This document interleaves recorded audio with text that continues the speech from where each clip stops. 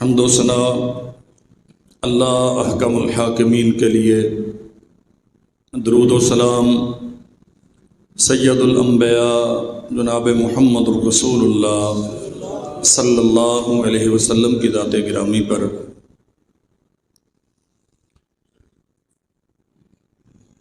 رمضان المبارک بحمد اللہ تعالی مکمل ہو چکا۔ شوال نبی کریم صلی اللہ علیہ وسلم نے فرمایا وہ بندہ جو رمضان کے روزے رکھتا ہے ثم اتبعہ ستا من شوال، رمضان کے روزے رکھنے کے بعد 6 روزے اس ماہ شوال کے رکھ لیتا ہے، وہ ایسے ہی ہے جیسے اس نے سال بھر کے روزے رکھے۔ یہ ایک عمل ہے، رمضان پورا ہی روزوں کا تھا، شوال میں 6 روزے ہیں۔ اس کے علاوہ نبی کریم صلی اللہ علیہ وسلم ہر سوموار اور جمعرات کا روزہ بالعموم رکھا کرتے تھے۔ ایام 20 کے روزے 13، 14، 15 چاند کی ان تاریخوں کے روزے نبی رحمت صلی اللہ علیہ وسلم ان کا بھی اہتمام فرماتے تھے، اور آپ نے فرمایا من صام یوما فی سبیل اللہ باعد اللہ لہ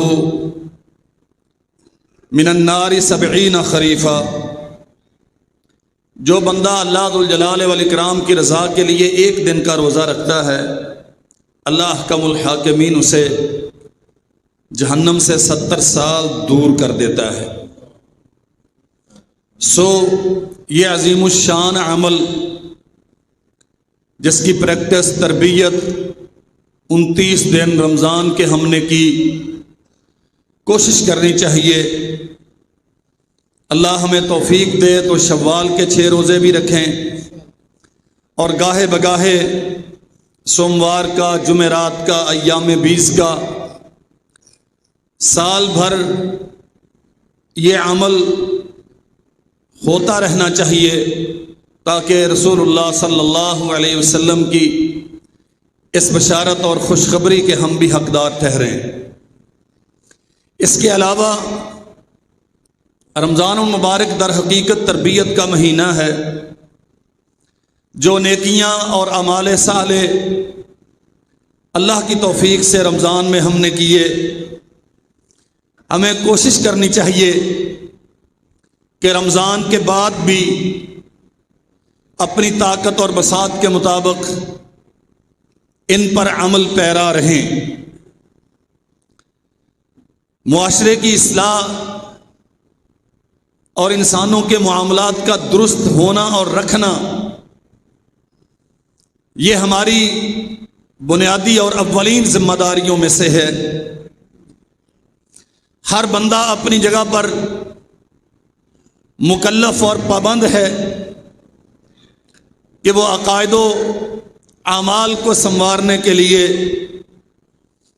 انسانوں کے افعال و کردار کو سدھارنے کے لیے جس قدر اس میں علم و فہم اور بصیرت موجود ہے، اللہ ذوالجلال والاکرام نے قوت اور طاقت دی ہے، وہ اس کے لیے کوشش کرے۔ لیکن اس کوشش کی بنیاد در حقیقت کتاب و سنت کی معرفت ہے، دین کا سیکھنا ہے۔ میں آج کی اس نشست میں اسی موضوع پر چند باتیں عرض کروں گا۔ ہر قوم میں سے چند لوگ ایسے ضرور ہونے چاہیے، وما کان للمؤمنین ان ينفروا کافہ، مومنوں کے لیے یہ ممکن نہیں ہے کہ وہ سارے کے سارے اس عمل کے لیے نکل کھڑے ہوں فلولا نفر من كل فرقة منهم طائفة ليتفقهوا في الدين. ہر گروہ میں سے، آپ یوں کہہ لیں کہ ہر خاندان میں سے، ہر برادری میں سے، ہر آبادی میں سے کچھ لوگ ایسے ضرور ہونے چاہیے جو نکلیں لیتفقہوا فی الدین، اور اللہ ذو الجلال والاکرام کے دین میں تفقہ حاصل کریں. وَلِيُنذِرُوا قَوْمَهُمْ اِذَا رَجَعُوا إِلَيْهِمْ، اور جب واپس آئیں تو پھر جو دین سیکھے ہوئے نہیں ہیں، جنہیں علم شریعت میں تفقہ حاصل نہیں ہے، گہرا رسوخ نہیں ہے، انہیں اللہ ذو الجلال والاکرام کے احکامات سے روشناس کروائیں. گویا ہر برادری اور خاندان میں سے چند لوگوں کی ذمہ داری ہے کہ وہ اپنی برادری کے سدھار کے لیے، اپنی سوسائٹی کی اصلاح کے لیے، اپنے معاشرے اور ماحول کو درست رکھنے کے لیے دین سیکھے. اور یہ بات بہت اچھی طرح سمجھ لیجئے، روئے زمین پر سوائے دین کے اور کوئی قانون اور فلسفہ اس قابل نہیں ہے کہ آپ اس کے ساتھ معاملات کو درست کر لیں. الذین کفروا وصدوا عن سبیل اللہ اضل اعمالهم والذین آمنوا وعملوا الصالحات وآمنوا بما نزل على محمد وهو الحق من ربهم کفر عنهم سیئاتهم واصلح بالهم. محنت کرنے والے بہت ہیں، نئی نئی قانون سازیاں ہوتی ہیں، رولز بنتے ہیں، قانون نافذ کرنے والے ادارے تشکیل پاتے ہیں، ڈنڈا چلتا ہے، عدالتیں فیصلے کرتی ہیں، مجرموں کے لیے سزائیں تجویز ہوتی ہیں، قید کرنے کے لیے جیلیں تعمیر کی جاتی ہیں، بے شمار قسم کے وسائل جرائم کی بیخ کنی کے لیے صرف کیے جاتے ہیں. لیکن پوری تاریخ انسانی میں کبھی بھی کوئی معاشرہ اتنا مثالی، اس قدر شاندار اور آئیڈیل نہیں رہا جیسے محمد الرسول اللہ صلی اللہ علیہ وسلم کا تشکیل کردہ معاشرہ آئیڈیل اور مثالی ہے. اور آپ صلی اللہ علیہ وسلم کے زمانے میں کوئی باقاعدہ فورس نہیں تھی، کوئی جیل نہیں تھی، کوئی ریگولر پولیس اور فوج نہیں تھی. کیا تھا؟ تقویٰ تھا، للہیت تھی، اللہ ذو الجلال والاکرام کی طرف سے نازل کردہ قانون تھا. اور اللہ حکم الحاکمین نے صاف طور پہ اس کا اعلان کیا، الذین کفروا وصدوا عن سبیل اللہ اضل اعمالهم. محنتیں کافر بھی کرتا ہے، محنتیں لادین قوتیں بھی کرتی ہیں، ملحد و مشرک بھی محنت کرتا ہے، وہ بھی قانون بنانے کے لیے بڑی جستجو کرتے ہیں. بڑے بڑے تھنک ٹینکس انہوں نے ہائر کیے ہیں، ماہرین قوانین کو، دنیا کی تاریخ کو، اقوام عالم کے نشیب و فراز کو جاننے والے، انہیں ان کی خدمات مستعار لیتے ہیں، انہیں بروئے عمل لا کر ان سے قانون سازیاں کرواتے ہیں. اضل اعمالهم. لیکن بنیادی طور پہ چونکہ ان کی قانون سازی کا ماخذ محمد کریم صلی اللہ علیہ وسلم پہ نازل ہونے والی شریعت نہیں ہوتی، ان کی قانون سازی کا ماخذ اللہ ذو الجلال والاکرام کی طرف سے نازل کردہ قانون نہیں ہوتا.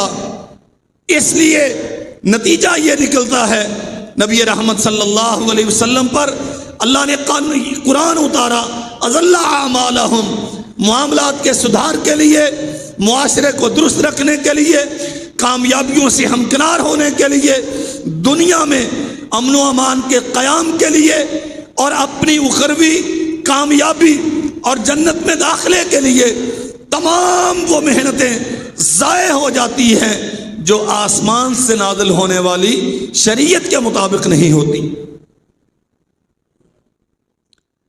اس کا سبب کیا ہے؟ انسانی فکر و رائے، انسانوں کی اپنی عقل و دانش یہ بڑی محدود ہے. اور دنیا کے نظام کو چلانے کے لیے وہ نظام اڈاپٹ کرنا، اختیار کرنا، اسے سمجھنا، سیکھنا از بس ضروری ہے جو کائنات کے خالق نے بنایا ہے۔ یہ دنیا اور اس میں موجود ہر چیز، انسان اور اس کے جملہ متعلقات، اس کی ساری ضرورتیں بھی، اس کی ساری خواہشات بھی، خواہشات کی تکمیل کے جائز اور ناجائز ذرائع بھی، ان سب کا خالق اللہ ذوالجلال والاکرام ہے، اور وہ قادر مطلق، ساری کائنات کا اکیلا خالق، وہ اس دنیا کے لیے قانون اتارتا ہے۔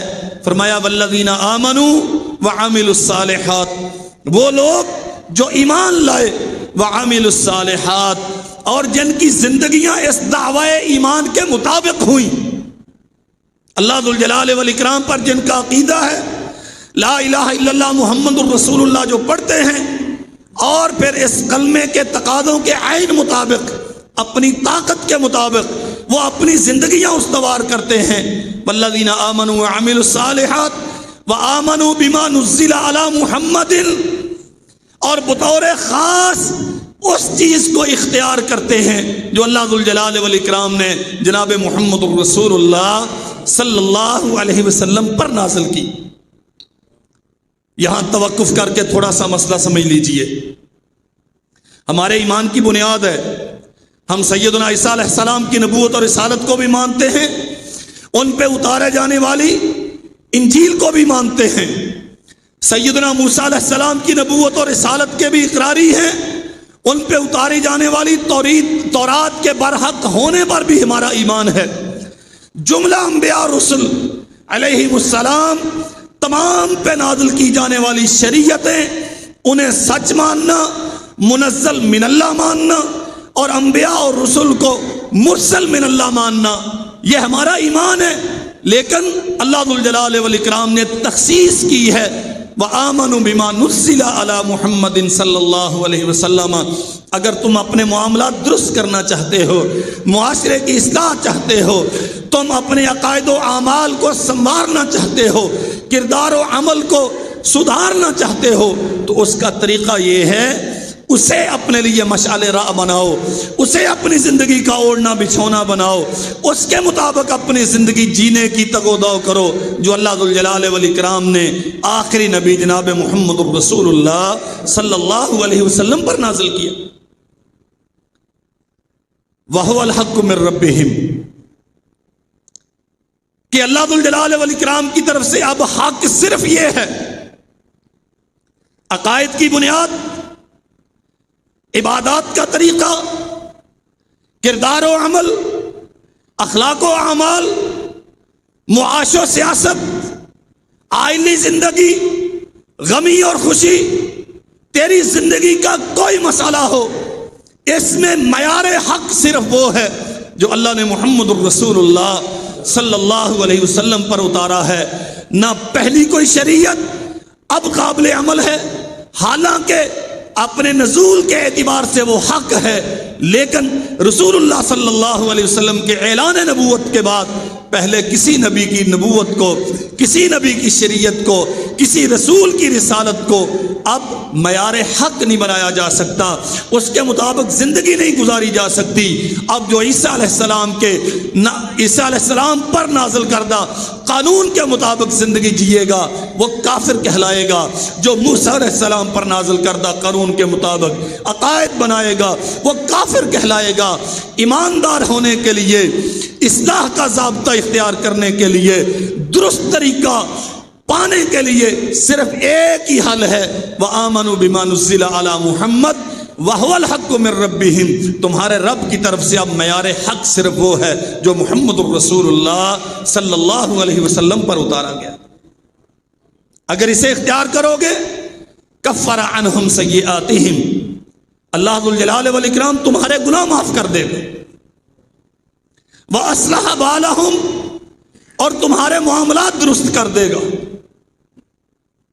ہم بدترین بدحالی کا شکار ہیں۔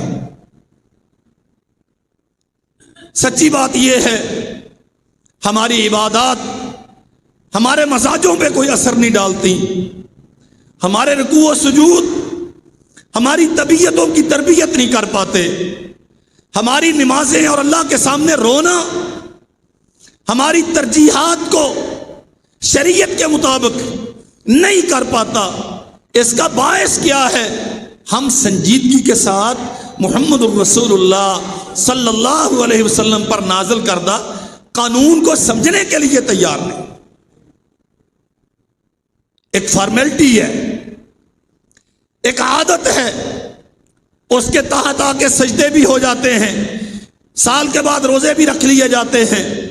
اللہ نے جنہیں صاحب مال بنایا ہے وہ عمرے اور حج بھی کرتے رہتے ہیں، لیکن معاشرہ اجتماعی طور پہ بربادی کی طرف جا رہا ہے، ہلاکت کی طرف جا رہا ہے، اور ہماری اخلاقی قدروں کا بیڑا غرق ہو گیا۔ کوئی معیار زندگی کا کہیں نظر نہیں آتا۔ رسول اللہ صلی اللہ علیہ وسلم نے فرمایا تھا ایک وقت ایسا آئے گا کہ کسی قبیلے میں یا علاقے میں اکا دکا لوگ ہوں گے جن کے متعلق کہا جائے گا کہ یہ بڑے دیانتدار ہیں، حالانکہ وہ بھی دیانتدار نہیں ہوں گے۔ اب وہ وقت آ چکا،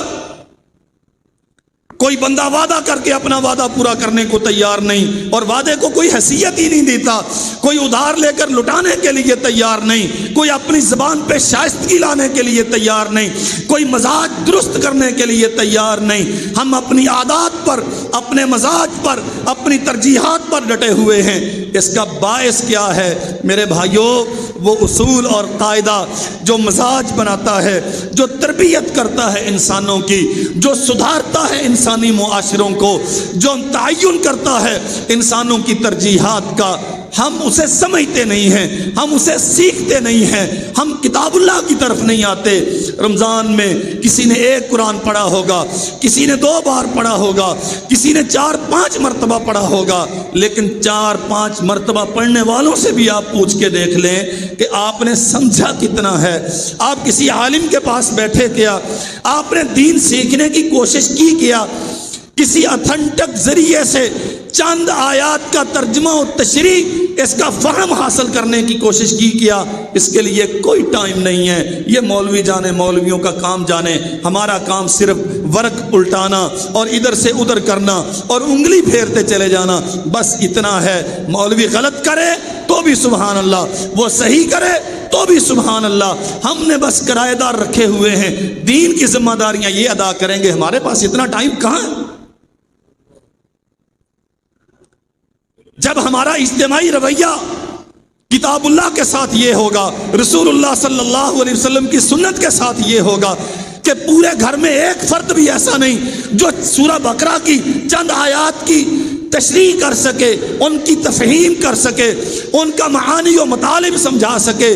پورے خاندان میں ایک بندہ بھی ایسا نہیں جو حلال و حرام کے بنیادی مسائل سے واقفیت رکھتا ہو، جو عقیدے کی ڈیفینیشن کر سکے۔ تو میرے بھائیوں، ہم کیسے یہ تصور کر سکتے ہیں کہ معاشرہ اصلاح پذیر ہوگا؟ معاشرے کی اصلاح کرنا ایک تنخواہ دار مولوی کی ذمہ داری نہیں ہے، اس کے لیے ہر بندہ ذمہ دار ہے۔ بلغوا عنی ولو آیا، محمد کریم صلی اللہ علیہ وسلم کا ارشاد ہے، لوگوں ایک حکم بھی میری طرف سے پہنچے تو اسے آگے پہنچاؤ۔ آگے پہنچانے سے پہلے اسے سیکھنا ضروری ہے، اس کا ابلاغ کرنے سے پہلے اس کا فہم ضروری ہے۔ اس کا معنی کیا ہے کہ ہر بندہ ذمہ دار ہے، چلے وہ بہت بڑا عالم نہ بنے، وہ درجہ افتاء تک نہ پہنچے، وہ حلال و حرام کی باریکیاں واضح کرنے والا نہ ہو، وہ میراث کے مسئلے سلجھانے کی قدرت حاصل نہ کر سکے، کوئی مسئلہ نہیں، لیکن کم از کم جو مبادیات اسلام ہیں انہیں تو سمجھے۔ نبی رحمت صلی اللہ علیہ وسلم کے پاس ابتدا میں چند لوگ تھے، چھپ چھپا کے دعوت کا کام کرتے تھے، لیکن دعوت کا یہ انداز نہیں تھا جو ہمارے ہاں ہے۔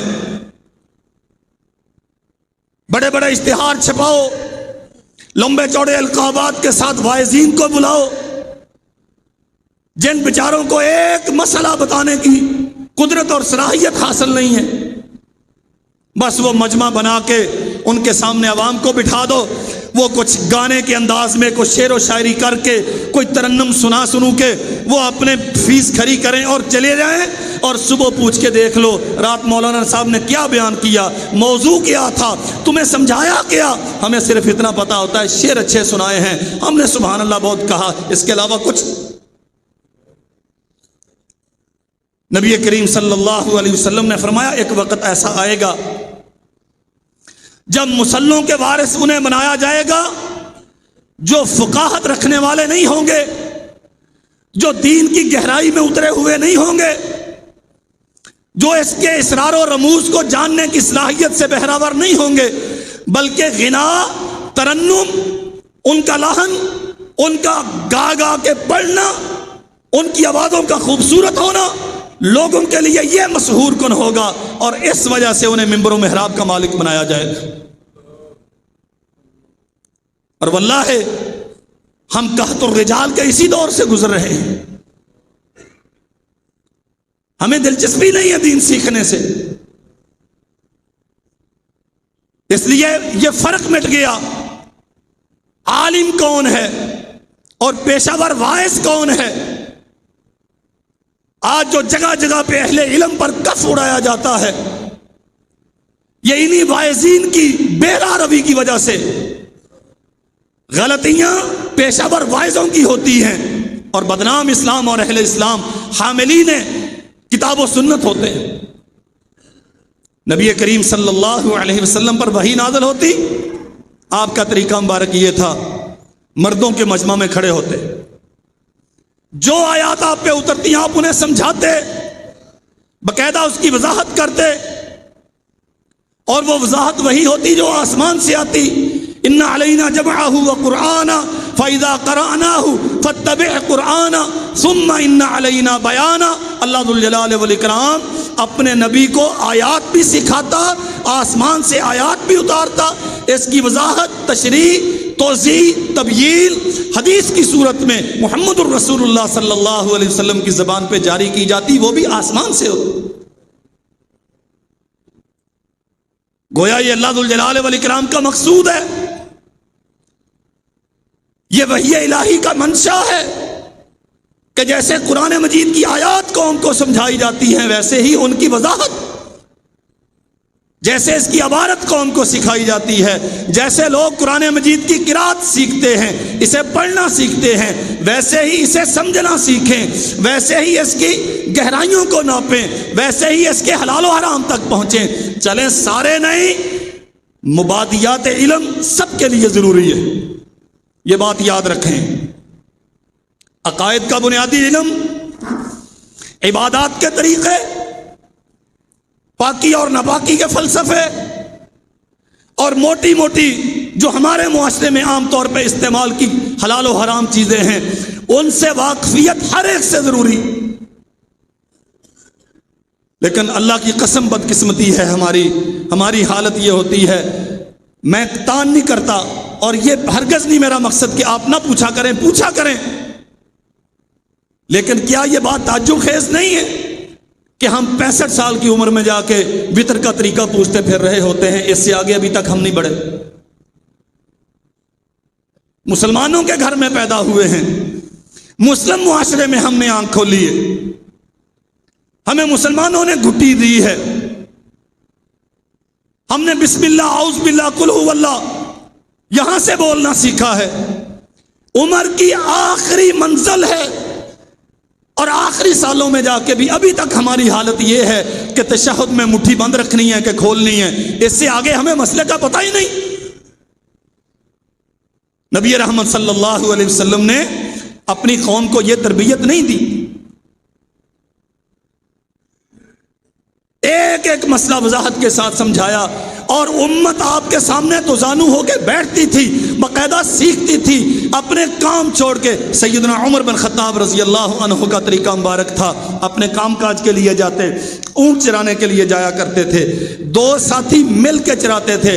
ایک دن جناب عمر بن خطاب رضی اللہ عنہ رسول اللہ کی خدمت میں رہتے، سارا دن دین سیکھتے اور واپس جا کے اپنے ساتھی کو وہ سب کچھ سکھاتے، اگلے دن خود جانوروں کی رکھوالی کرتے، ساتھی آ کے سیکھتا اور واپس جا کے عمر بن خطاب کو سکھاتا۔ ٹائم میں دنیا نے اتنا مصروف کر دیا، دولت کی ہرس اس قدر غالب آ گئی، وسائل کی کثرت کا لالچ اس قدر زیادہ ہم پہ حاوی ہو گیا، ہمارے پاس کوئی وقت ہی نہیں دین سیکھنے کا، نہ خود سیکھا نہ اپنے بچوں کو سکھایا۔ اب ایک بدعت رائج ہو گئی، قراء اکرام کو پیسے دو اور گھر میں آ کے بچوں کو پڑھائیں۔ بھائی جن کے پاس پیسے ہیں وہ پڑھاتے ہیں گھر میں، اور ہم بھی مجبور ہیں، ہمارا چولہا نہیں جلتا اس لیے ہم بھی جاتے ہیں لوگوں کے دروازوں پر۔ حضرت امام بخاری رحمۃ اللہ علیہ سے وقت کے حاکم نے یہ مطالبہ کیا۔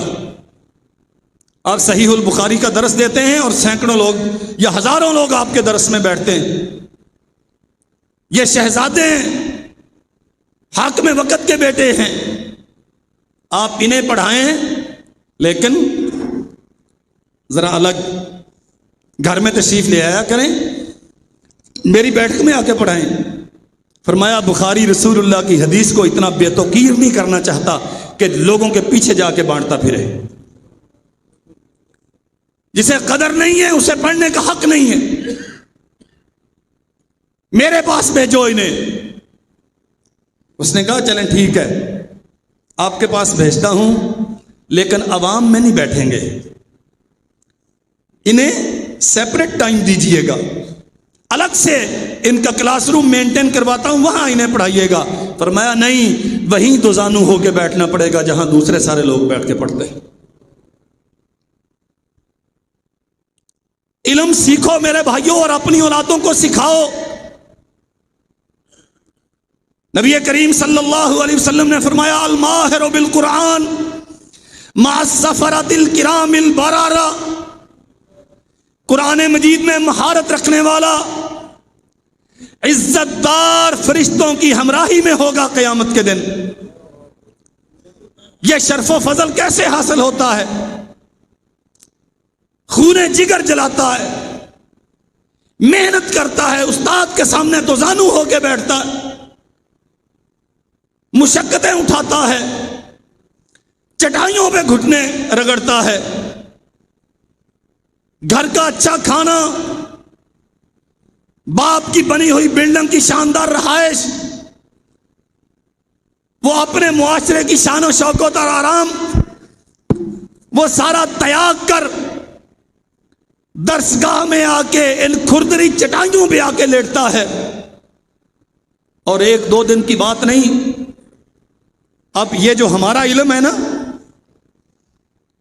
اکثریت جس کے قریب نہیں پھٹکتی، غربا کے بچے، مساکین کے، انتہائی دنیاوی اعتبار سے تہی داماں لوگوں کے بچے دیہاتوں سے آتے ہیں ہمارے پاس پڑھنے کے لیے۔ شہری کب یہ تکلف کرتے ہیں؟ میں بزنس مین ہوں تو میرا بیٹا بزنس پڑھے گا، آئی کام بی کام سی کام کرے گا، وہ بڑی بڑی ڈگریاں لے کے آ کے میرا بزنس سنبھالے گا۔ ہم جنت لے لیں گے مولویوں کو چندہ دے دے کے، اور پھر ہم سے سوال کرتے ہیں حضرت صاحب تسی صحیح مسئلہ نہیں دستے۔ صحیح مسئلہ کون بتاتا ہے؟ ہیں کچھ ہمارے جیسے بد دماغ جو چودھریوں کی چودراہٹ کا اتنا فکر نہیں کرتے، وگرنہ حق یہ ہے، یہ علم دین یہ محض غرباء کے لیے، مساکین کے لیے نہیں ہے۔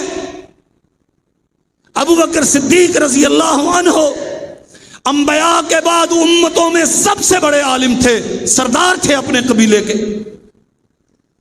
عمر بن خطاب بنو عدی کے بلکہ اہل مکہ کے جملہ قبائل میں سے انتہائی شجاع، غیرت والے اور فہم و فراست کے مالک سمجھے جاتے تھے۔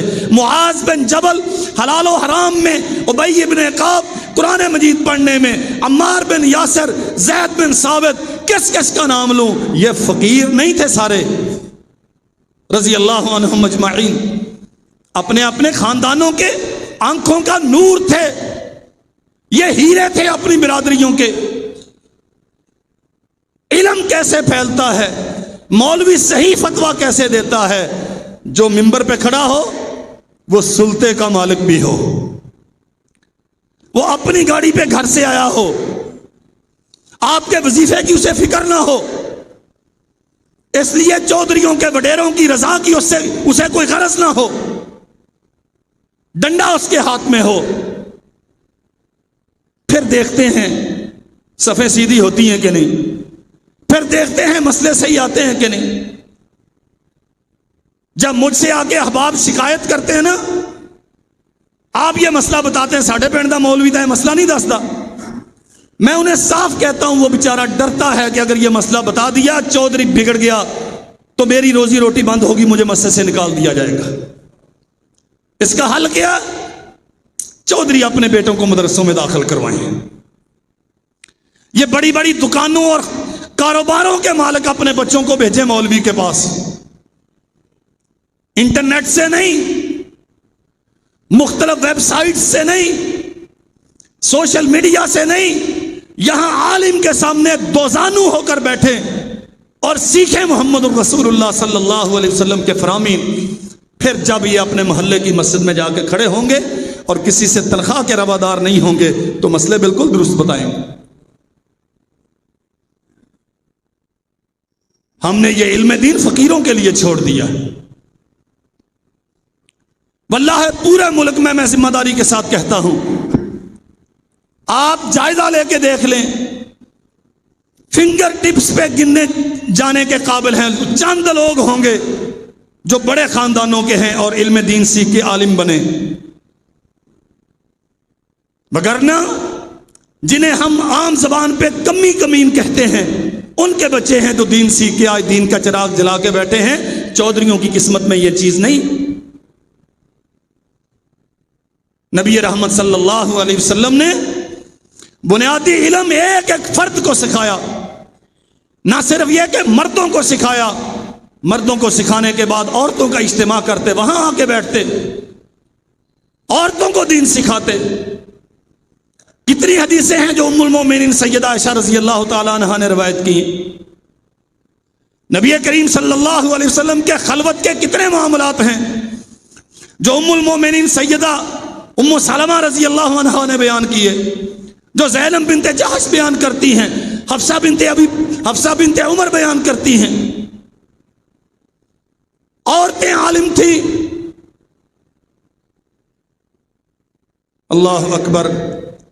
سیدنا عبداللہ ابن مبارک رحمت اللہ علیہ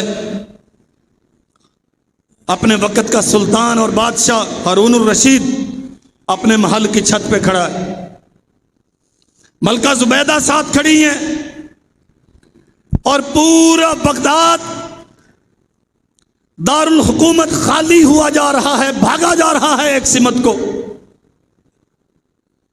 سلطان وقت امیر المومنین اپنی اہلیہ سے پوچھتا ہے، یہ بتاؤ حکمران کون ہے، بادشاہ کون ہے؟ اس نے کہا جی آپ ہیں۔ ہارون الرشید کہتا میں نہیں ہوں، اگر میں ہوتا تو بغداد مجھے اپنے محل کی چھت پہ تنہا چھوڑ کے یوں نہ نکلتا۔ کہا کہاں جا رہا ہے بغداد؟ ہارون کہتا ہے امام عبداللہ ابن مبارک وہ خادم حدیث رسول رحمت اللہ علیہ وہ تشریف لا رہے ہیں بغداد میں، ان کے استقبال کے لیے لوگ آگے بڑھے۔ نبی رحمت صلی اللہ علیہ وسلم فرماتے تھے من سلک طریقا یطلب فیہ علما سلک اللہ بہ طریقا من طرق الجنہ،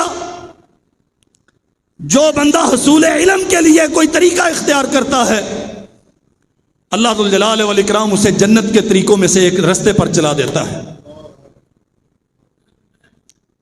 جو حصول علم کے لیے نکلتا ہے اللہ ذو الجلال والاکرام اسے جنت کے رستے پر چلا دیتا ہے۔ اللہ اکبر۔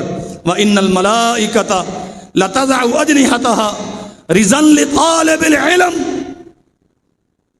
جو کتاب و سنت سیکھنے کے لیے نکلتا ہے، جو محمد کریم صلی اللہ علیہ وسلم پہ نازل کی گئی شریعت سمجھنے کے لیے نکلتا ہے، فرمایا نبی رحمت صلی اللہ علیہ وسلم نے اللہ ذو الجلال والاکرام نے اسے اتنی عظمت عطا کی ہے کہ آسمان کے فرشتے اس کے پاؤں کے نیچے پر بچھاتے ہیں۔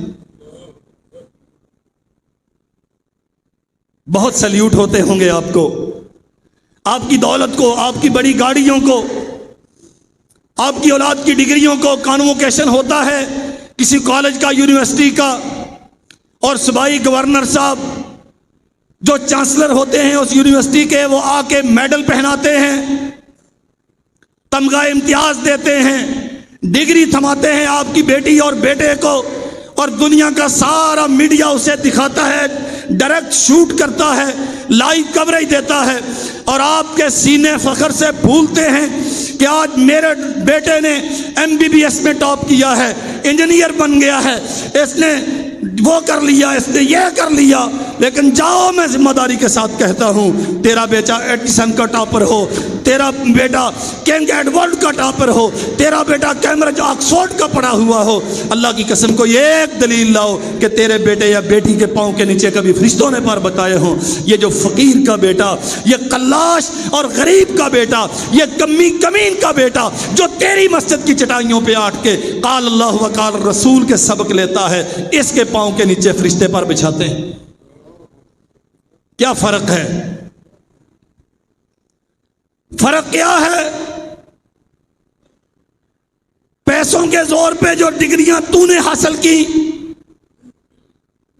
اس کے نتیجے میں تو پیسہ کمائے گا، اور خون جگر جلا کے جو ڈگری اس بچے نے حاصل کی، یہ دل جلا کے دنیا کو روشنی فراہم کرے گا۔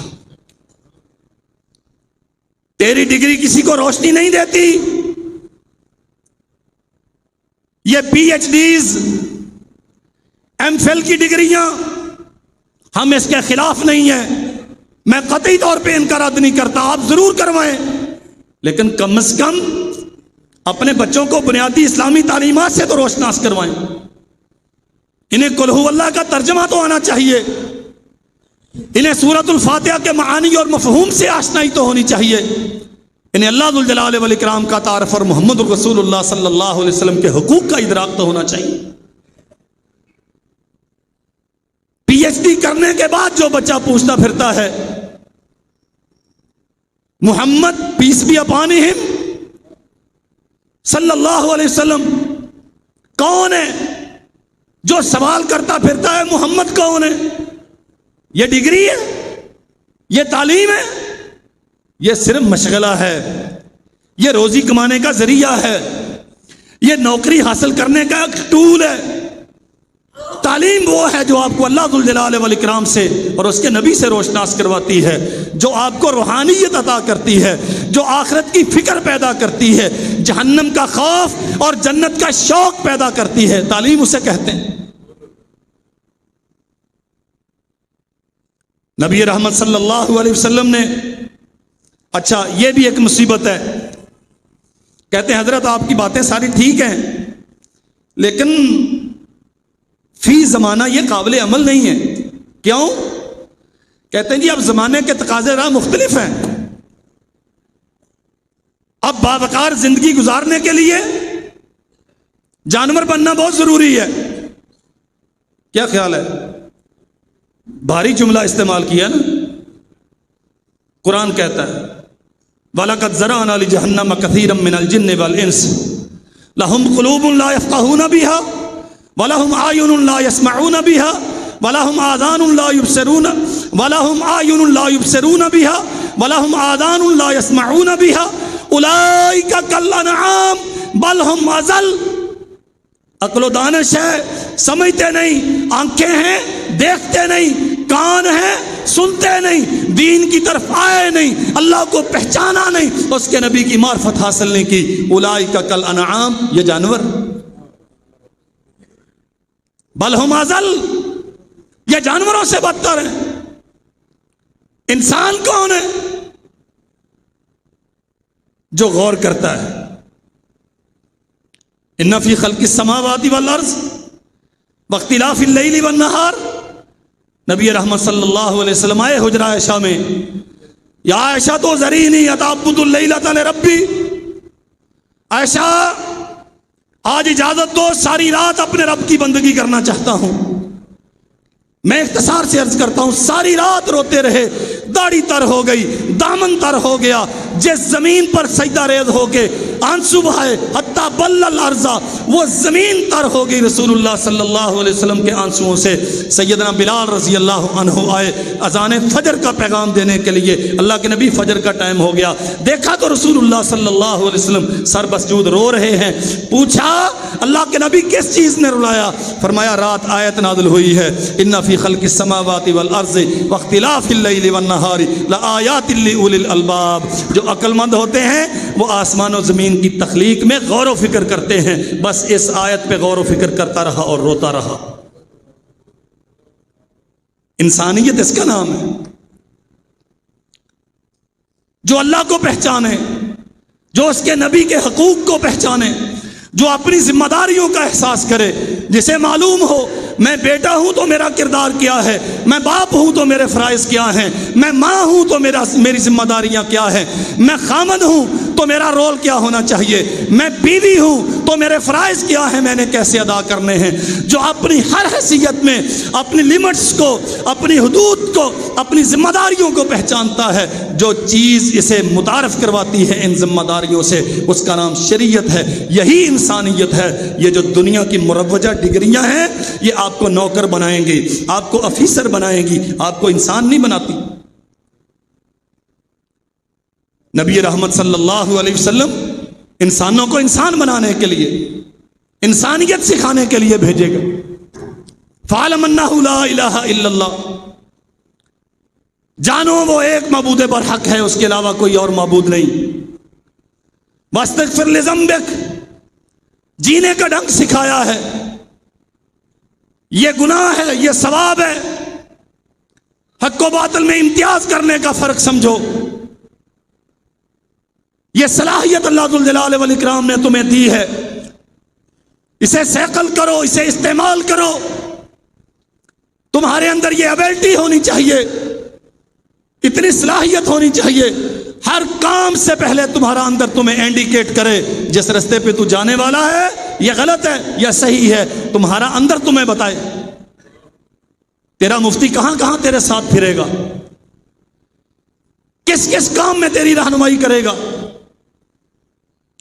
یہ جو تیرے اندر معلم بیٹھا ہے، اس پہ جو زنگ لگا ہوا ہے، اسے اتار اور اسے اس تعلیم سے آشنا کر کہ تیرے اندر سے روشنی پھوٹے اور تیرا گرد و نواح سارا روشن ہو جائے۔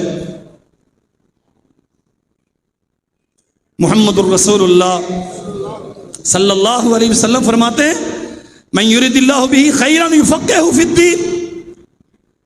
دنیا میں اگر بہتری چاہتے ہو، عزت چاہتے ہو، آبرو چاہتے ہو، اور سنو میرے بھائیوں، دولت چاہتے ہو، خیر کو دولت بھی کہا گیا ہے۔ اللہ کے نبی کیا دولت مند نہیں ہوئے؟ کیا صحابہ کرام دولت مند نہیں تھے؟ ایک ایک مجلس میں 700 اونٹ ساز و سامان سمیت اللہ کے راستے میں صدقہ کرنے والے، کلو گرام کے حساب سے چاندی اور سونے کے ڈھیر رسول اللہ کے قدموں میں لگانے والے، سینکڑوں اونٹ اور گھوڑے اللہ کے راستے میں قربان کرنے والے، گھر کا پورا ساز و سامان جھاڑو پھیر کے لے آ کے رسول اللہ صلی اللہ علیہ وسلم کے قدموں میں نشاور کرنے والے۔ آپ کیا سمجھتے یہ غریب تھے؟ روئے زمین پہ ان سے زیادہ امیر کوئی نہیں۔ اللہ کی قسم، محمد پاک صلی اللہ علیہ وسلم زیادہ امیر کائنات میں پیدا ہی نہیں ہوا۔ سونے کے ٹکڑے تقسیم کرنے والا میرا نبی، تاریخ انسانی میں کوئی ایسی مثال تو لاؤ۔ کیسے حاصل کیا؟ کامرس کالج بنائے گئے، اکنامک کورسز کروائے گئے، انگریزوں کی تعلیم دی گئی، برٹش ایجوکیشن سسٹم لانچ کیا گیا؟ نہیں۔ یتلو علیہم آیاتہ ویزکیہم وَيُعَلِّمُهُمُ الْكِتَابَ وَالْحِكْمَةَ وَإِنْ كَانُوا مِنْ قَبْلُ لَفِي ضَلَالٍ مُبِينٍ۔ یہ پہلے سارے ان پڑھ تھے، محمد کریم صلی اللہ علیہ وسلم نے انہیں ڈگریاں عطا کی، انہیں عالم بنا دیا، یہ گولڈ میڈلسٹ ہو گئے، یہ پی ایچ ڈی کر گئے۔ اللہ کیسے کی؟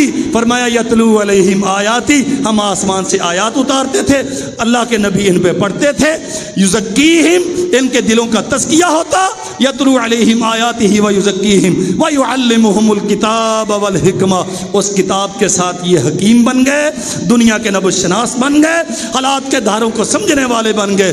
پھر جس طرف اٹھے پہاڑوں کے پہاڑ دولتوں کے اور سلطنتوں کی سلطنتیں دنیا کی ان کے قدموں میں سجدہ ریز ہوتی گئی۔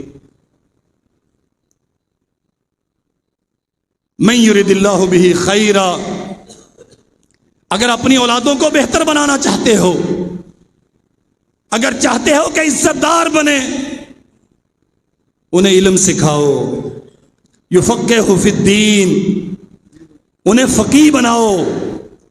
اور اللہ کے لیے میرا یہ لفظ، یہ رسول اللہ کی حدیث ہے، یہ یاد کر کے جانا، انہیں دین میں فقیہ بناؤ۔ دین گانے والا نہیں، دین کے نام پہ بے تکی شاعری کرنے والا نہیں، دین کے نام پہ قصے کہانیاں اور زلیخا اور یوسف کو ساری رات رونے والا نہیں، دین کی فقاہت رکھنے والا۔ لوگوں کا مسئلہ کیا ہے، شریعت اس میں رہنمائی کیا کرتی ہے، حالات کا جبر کیا ہے، اس سے نکلنے کا طریقہ کیا ہے، کوئی پتہ نہیں۔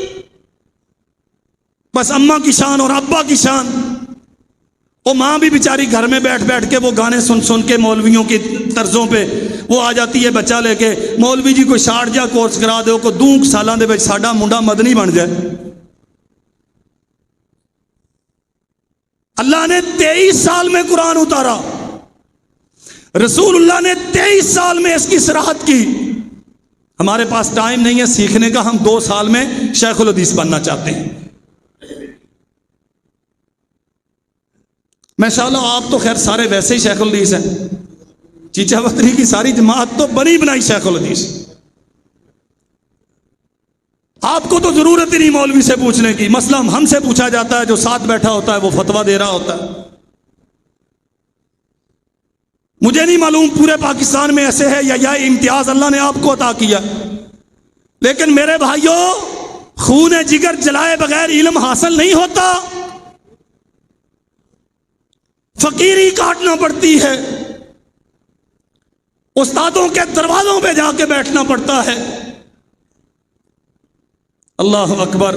سیدنا عبداللہ ابن عباس رضی اللہ عنہما، رسول اللہ کے چچا زاد بھائی، اللہ کے نبی نے دعا کی ہے ان کے لیے، اللہم علمہ الکتاب، اللہ انہیں قرآن کا عالم بنا، اور اللہ نے اتنا بڑا عالم بنایا کہ قرآن مجید میں تفسیر کرتے ہوئے سب سے معتبر تفسیر عبداللہ ابن عباس کی ہے رضی اللہ عنہما۔ حالت کیا ہے؟ اپنے سے بڑی عمر کے صحابی کے دروازے پہ جا کے بیٹھے۔ اللہ کی قسم تعجب ہوتا ہے، یہ گوہر گرام آیا، کتاب اللہ کا علم، رسول اللہ کی سنت کا علم، کتنی بڑی دولت ہے کہ نبی کا چچا زاد بھائی،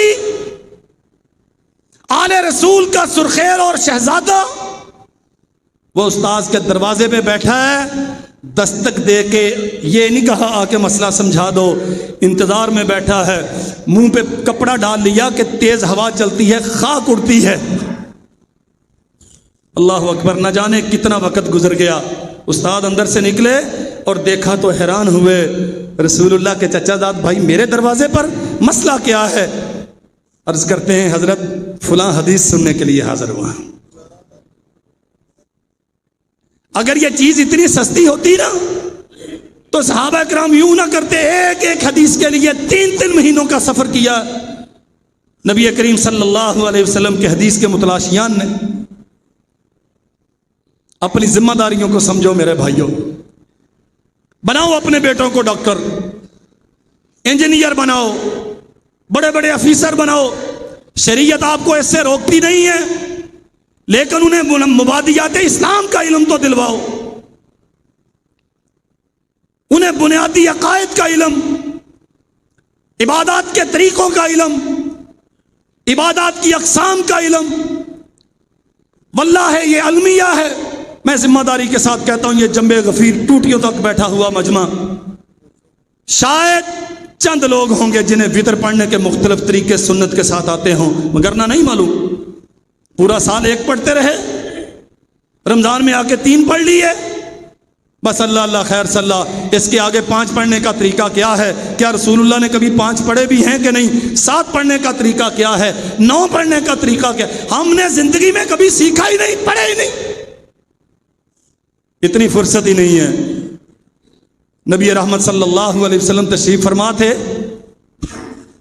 3 بندے آئے، آپ صلی اللہ علیہ وسلم کی مجلس لگی ہوئی ہے، اور اللہ کے نبی کی مجلس سیاسی گپ بازی کی مجلس نہیں ہوا کرتی تھی۔ جب بھی بیٹھتے کتاب اللہ کی باتیں، حلال و حرام کے مسئلے، عبرت اور نصائح، جنت اور جہنم، روحانیت، ایسے ہی نہیں صحابہ کرام کہتے۔ اللہ کے نبی اپنی دنیا میں جا کے مشغول ہوتے ہیں تو ایمان کم ہو جاتا ہے، آپ کی مجلس میں آتے ہیں تو ایمان بڑھ جاتا ہے۔ مجلس لگی ہوئی ہے، درس چل رہا ہے، 3 بندے آئے، اب کھڑے ہیں مجلس کے پیچھے۔ ایک تھوڑی دیر انتظار کر کے واپس چلا گیا، دوسرے کو مجلس کے اندر جگہ مل گئی، وہ گھس کے بیٹھ گیا، تیسرا مجلس کے پیچھے، انسانوں کے، لوگوں کے رش کے پیچھے، دائرے کے پیچھے جہاں کھڑا تھا وہیں پہ بیٹھ گیا۔ نبی رحمت صلی اللہ علیہ وسلم فرماتے ہیں، اما احدہم فآوى الی اللہ، یہ جو اندر آ گیا ہے نا، اس کے دل میں چاہ تھی کہ میں طلبہ کی اس صف میں، اس کلاس میں شامل ہو جاؤں، فآواہ اللہ، اللہ ذو الجلال والاکرام نے اسے صف میں شامل کر دیا۔ یہ طالب علم بننا چاہتا تھا، اللہ نے اسے بنا دیا۔ وَأَمَّا الْآخَرُ فَاسْتَحْيَا اللَّهُ مِنْهُ، اور یہ جو پیچھے بیٹھنے والا ہے نا، اس نے حیا کی، واپس جاؤں تو یہ بھی بے ادبی ہے، اور اندر گھسوں تو جگہ نہیں دکھتی۔ اللہ ذو الجلال والاکرام نے اس پہ بھی اپنی رحمت کر دی، بیٹھ گیا چاہے پیچھے ہی صحیح، سنتا تو ہے نا، باقاعدہ طلبہ میں نام درج نہیں کروایا، لیکن حدیث رسول تو سن رہا ہے۔ اور فرمایا وَأَمَّا الْآخَرُ فَأَعْرَضَ اللَّهُ عَنْهُ، اور وہ بیچارہ اللہ کا بندہ جو آیا اور حدیث رسول کی مجلس چھوڑ کے واپس چلا گیا، اس نے رسول اللہ کی حدیث سے منہ موڑا، اللہ نے اس سے منہ موڑ لیا۔ بخاری کی حدیث ہے۔ اپنے بچوں کو علم سکھاؤ میرے بھائیوں۔ حضرت سفیان ابن عیینہ رحمت اللہ علیہ کبار تابعین میں سے ہیں، اور اہل سیر نے لکھا ہے کہ اللہ ذو الجلال والاکرام نے انہیں توفیق عطا فرمائی، 80 حج کیے تھے انہوں نے زندگی میں۔ حضرت امام احمد ابن حنبل کے استاد ہیں، امام شافعی کے استاد ہیں، مکہ مکرمہ میں مسجد الحرام میں بیٹھ کے درس حدیث دیا کرتے تھے۔ فرماتے ہیں ارفع الناس منزلۃ عند اللہ، اللہ کے ہاں سب سے زیادہ عزت دار وہ ہے من کان بین اللہ و بین عبادہ، جو بندوں کو اللہ کے ساتھ ملاتا ہے۔ من کان بین اللہ و بین عبادہ، جو رابطے کا کام دیتا ہے، جو کانٹیکٹس کرواتا ہے، تعلق قائم کرواتا ہے، رشتہ داریاں جوڑتا ہے بندوں کی اللہ کے ساتھ۔ اور وہ کون ہے؟ ہم الانبیاء، سب سے پہلی صف انبیاء اور رسل علیہم السلام کی ہے کہ وہ اللہ کے بندوں کو اللہ کے ساتھ ملاتے ہیں۔ والعلماء، اور انبیاء کے بعد پھر یہ کام علماء کرتے ہیں۔ آؤ میرے بھائیوں، اپنے بچوں کو اچھا بناؤ، عزت دار بناؤ، انہیں دین سکھاؤ، انہیں کتاب اللہ پڑھاؤ۔ لیکن اللہ کا واسطہ پھر عرض کروں، کتاب اللہ پڑھاؤ، کتاب اللہ گا کے سنانے والے نہ بناؤ۔ آوازوں کے پیچھے مت بھاگا کرو، شاعری کے پیچھے۔ اور یہ جو آپ لوگوں نے آج کل علم کا کرائٹیریا بنا رکھا ہے نا، یہ کوئی علم نہیں ہے۔ علم وہ ہے جو انسانوں کو اللہ کے ساتھ ملاتا ہے، علم وہ ہے جو خشیت پیدا کرتا ہے، علم وہ ہے جو للہیت اور تقوی پیدا کرتا ہے، اور وہ محض بیکار عمل ہے جو صرف 2-3 گھنٹے کانوں کی سماعت کی لذت کے لیے اور بنائی کی لذت کے لیے آپ نے ایک تماشا کیا اور اس کے بعد برتن خالی لے کے واپس چلے گئے۔ وہ علم نہیں ہے۔ علم وہ ہے جو آپ کو اللہ ذوالجلال والاکرام کی معرفت اور محمد رسول اللہ صلی اللہ علیہ وسلم کے حقوق سے اور آپ کو آپ کی ذمہ داریوں سے آگاہ کرے۔ اللہ ہمیں توفیق عطا فرمائے۔ وآخر دعوانا الحمدللہ۔